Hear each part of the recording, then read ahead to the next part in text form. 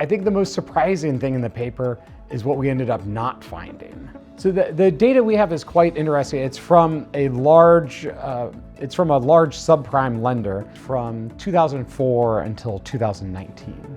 And the data includes about 245,000 loans made by 2,000 different dealers that are kind of spread across the United States. The market for auto loans is fascinating to me for a couple of reasons. Maybe most importantly, just because of the magnitude of the impact it has on most households. If you think about the typical American household, this is easily one of the top 2 or 3 financial decisions you're going to make in your life. So car dealerships make money in a few different ways. You sell cars to customers at a marked up price. That's the same as any other retail business. But there are a couple other sources of profit that dealers also have. One of those important sources of profit comes from their financing arm.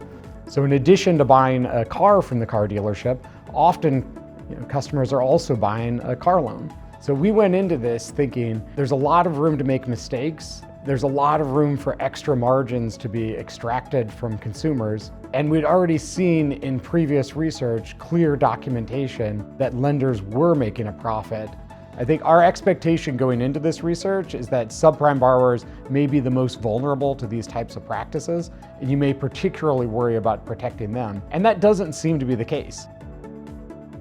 On average, car loans are actually subsidized within our subprime population. So it looks like dealers are taking a bit of a loss on average on car loans in order to make the purchases happen. If there are 2 messages for consumers, make sure you're aware you're negotiating over both the car and the financing terms. Lesson number 2 is do your homework. If you come in prepared with what are you willing to pay for the car and what kind of interest rate are you willing to pay on the loan, what terms can you get elsewhere, you're probably going to leave in a better position.